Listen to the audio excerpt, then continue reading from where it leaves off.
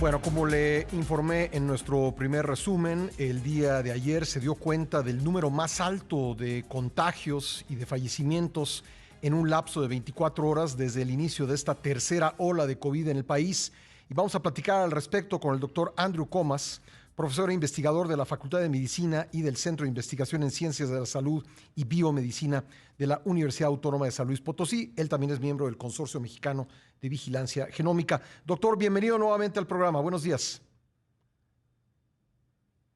Buenos días, Pascal. A ti muchas gracias por la invitación. Doctor, ¿debemos estar preocupados?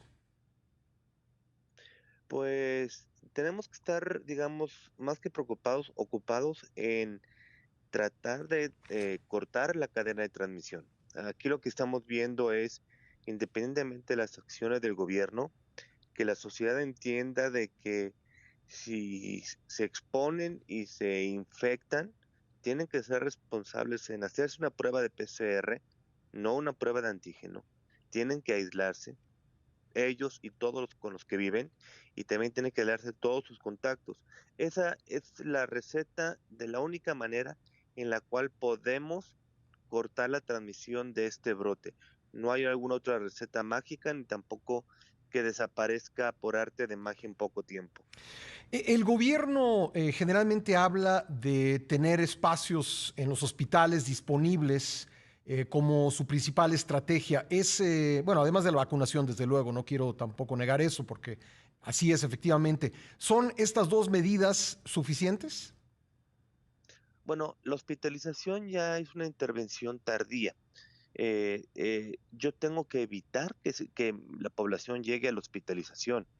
Dejar que se infecten y que se hospitalicen tarde o temprano va a llevar a un colapso hospitalario. Y más porque hay dos estrategias de hospitalización.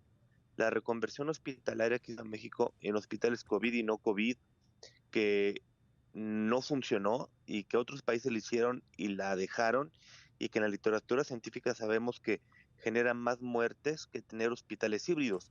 Lo que necesita hoy nuestro país son hospitales híbridos, y en lugares donde no hayan muchos hospitales, como por ejemplo Baja California Sur, sí poner hospitales móviles. Pero en lugar de, digo, aparte de ampliar la capacidad hospitalaria, que no está mal eso, Ujú. lo que tienen que hacer es evitar que la gente se contagie. Ahora, la otra cosa es que amplían la capacidad hospitalaria, pero tampoco amplían la cantidad de médicos, enfermeras, inhaloterapistas, fisioterapeutas que hay en los hospitales, ni tampoco los insumos. Entonces, en muchos casos tenemos hospitales armados nuevos que son gigantes blancos. Sí, porque, bueno, o no tienen camas de terapia intensiva con respiradores, o los tienen, pero no tienen al personal para atenderlos, ¿no? Así es, y es que por ejemplo, una cama de terapia intensiva no solo es el ventilador, necesitas unos aparatos que se llaman bombas de infusión, Ujú. necesitas monitores y necesitas personal muy bien entrenado, porque como médico te lo digo, o sea, es muy fácil intubar y meter a alguien a un ventilador, pero es muy difícil sacarlo de un ventilador. Tú necesitas al personal muy bien entrenado para poder sacar a alguien de ventilador. De hecho, si tú tienes una terapia intensiva improvisada sin el personal adecuado, la tasa de mortalidad es del 100%. Doctor, ¿podría ser que enfrentemos, como en la segunda ola, una crisis por falta de oxígeno en el país? Mm, Sí, puede ser, sí, porque le pasó a la India, le pasó a Brasil, y la India y Brasil ya tenían una población más o menos como la mexicana, que se estimaba que más del 70% de la población ya había sido infectada o había tenido anticuerpos. Ujú. Y sí lo podemos tener. Voy a poner un ejemplo muy grande. Si antes se nos infectaban, ¿qué te gusta? 1,000 adolescentes y solo el 1% necesitaba hospitalización, no había problema. Pero si hoy se nos infectan 100,000 adolescentes y el 1% necesita hospitalización, pues sí vamos a tener este problema de abastos, porque ahorita no hay ninguna estrategia por parte del gobierno federal para frenar la ola, que ya no parece una ola, es un muro, y si no la frenamos, tarde o temprano lo vamos a tener. Claro, a diferencia de las dos olas, y gracias a la vacunación, ya la curva de hospitalizaciones y de mortalidad va desfasada. Entonces ahora el gobierno tiene una oportunidad de oro Ujú. de que ya no tiene al mismo tiempo casos, hospitalizaciones y muertes. Ahora van desfasados y entonces tienen tiempo para actuar. Antes era, digamos, el trancazo de las tres cosas al mismo tiempo. Doctor, hemos comentado aquí muchas veces, incluso con usted, que, pues, si bien se hace secuenciación en México, probablemente no se hace de manera suficiente. ¿Qué posibilidad hay de que esto que estamos viendo pues sea impulsado por la variante Delta en concreto? De hecho, es impulsado por la variante Delta. Ya no hay duda. El último lote de datos que tenemos, tanto secuenciados por el consorcio mexicano, como por el INDRE, como por el INMIGEN, que son los tres grandes brazos de nuestro país que están secuenciando, el 92% de las variantes, bueno, el 92% de las muestras es la variante Delta. Ya Y 92%. algo que Sí, y Sí. algo que es muy lógico, independientemente de eso, es la velocidad de ascenso. Si nosotros comparamos la velocidad de ascenso de la primera ola, de la segunda y de la tercera, este es prácticamente vertical, o sea, casi tiene 90 grados Ujú. la velocidad de ascenso a diferencia de las otras. Y eso que ahorita estamos en un panorama de baja transmisión en el sentido del clima. Sí, Entonces, que no vean, hace frío todavía. tenemos este Ujú. trancazo con un lugar que ahorita hace calor, Ujú. por ejemplo, Guerrero. Guerrero ahorita ya está llegando a saturación hospitalaria y en Guerrero ahorita hace un calor bastante fuerte. Sí. Entonces, esto es llevado por la variante Delta y también sabemos que es llevado por la variante Delta porque tenemos pacientes reinfectados, pacientes vacunados con infección leve, ¿sí? Y tenemos Sí. también muchos falsos negativos con las pruebas de antígenos rápidas. Le agradezco mucho al doctor Andrew Comas, profesor investigador de la Universidad Autónoma de San Luis Potosí, que se haya mantenido en la línea. Estamos conversando con él sobre los datos de la tercera ola de COVID en México. Doctor, usted me decía que una de las características de esta ola, pues es que ya en cuestión de contagios es casi una pared con una pues inclinación de casi 90 grados. ¿Qué otra característica tiene respecto de las dos olas anteriores? He escuchado que en el caso de Delta, no necesariamente en México, pero en el caso de Delta, las personas manifiestan síntomas mucho más rápido que con otras versiones del coronavirus. Efectivamente, Pascal, eso tiene sus puntos buenos y malos, pero sí es, por ejemplo, con el virus original, el de Wuhan, el promedio de síntomas era de 6 días, Uh -huh. bueno, el periodo de incubación. Aquí es de 3,7 días, entonces en la mitad de tiempo están presentando síntomas. Y esto se debe al hecho de que este virus en el epitelio de la nariz, en la mucosa de la nariz, se replica 1,200 veces más que el virus original. Entonces rápidamente lleva a mayor concentración del virus y rápidamente la gente se vuelve infecciosa. Esto es bueno en el sentido de que es más fácil hacer el seguimiento y aislamiento de los contactos, Sí. porque antes la gente se nos desesperaba porque era hasta 15 días que los tenemos que dejar aislados. Ahora con esto pues no van a tener que ser 15 días, matemáticamente con 10 días sería suficiente, pero la cosa mala es que muy rápido se puede generar un brote.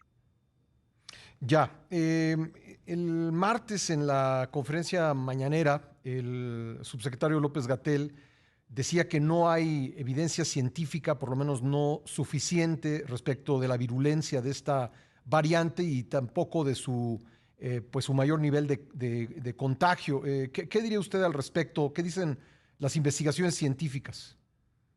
Pues, de hecho, ayer subí un tweet donde el día de hoy tenemos 21 artículos que ya están en la librería de medicina del gobierno de Estados Unidos, que se llama PubMed, que es el repositorio más importante de medicina que hay. Sí.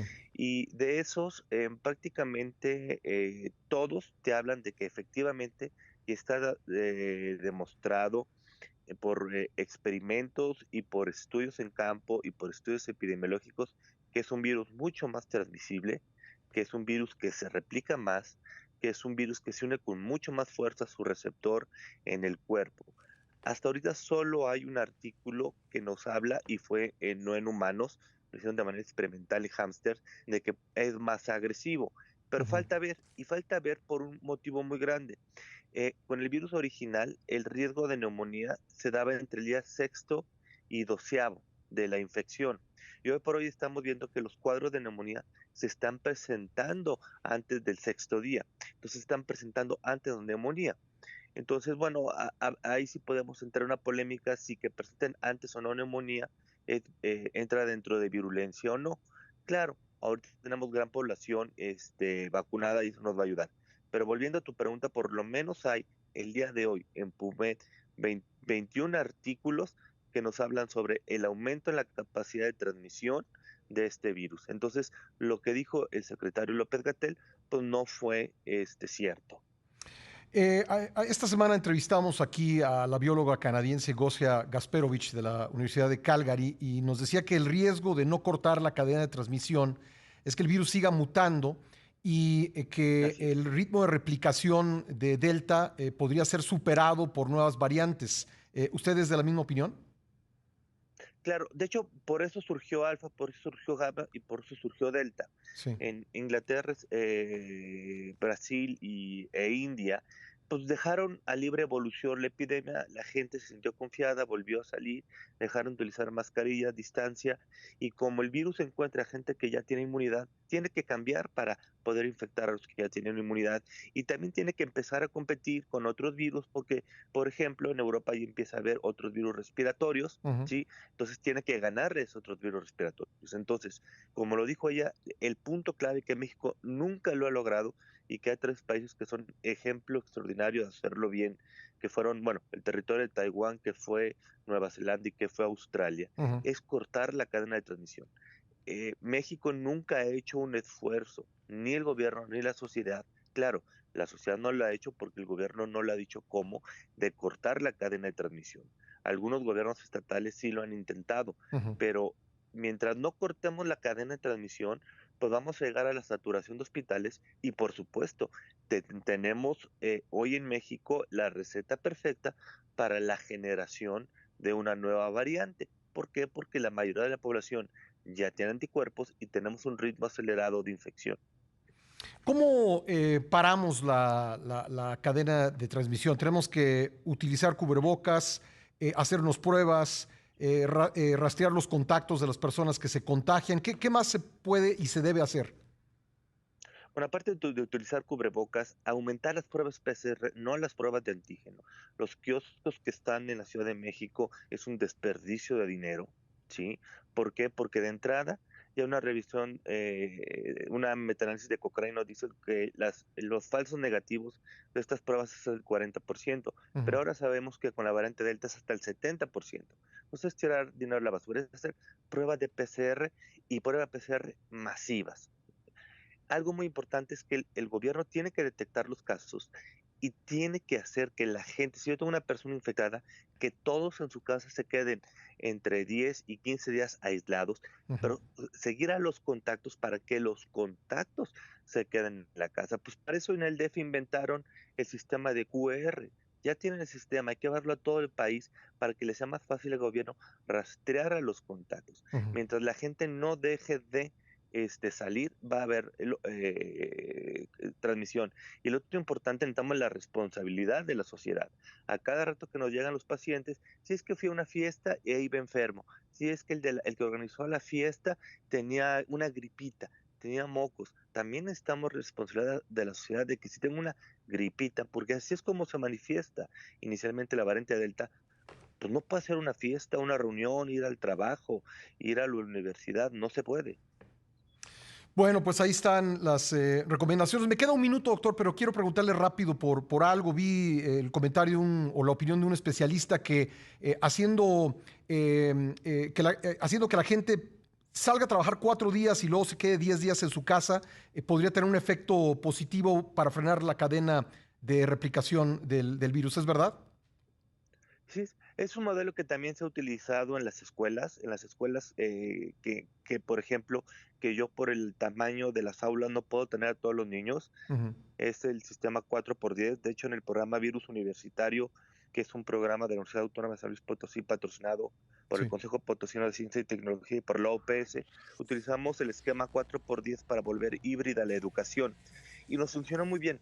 ¿no? Ese es un modelo que yo lo puedo utilizar cuando no puedo tener trabajo o clases de modelo Ya. presencial más internet. Pero es un buen modelo el 4x10. Bueno. Claro, que necesitas asegurarte que los días que se quedan en casa, que no salgan. Bueno, doctor, pues le agradezco mucho que me haya tomado la llamada nuevamente. No, hombre, a ti, muchas Gracias. gracias. El doctor Andrew Comas, profesor investigador de la Universidad Autónoma de San Luis Potosí.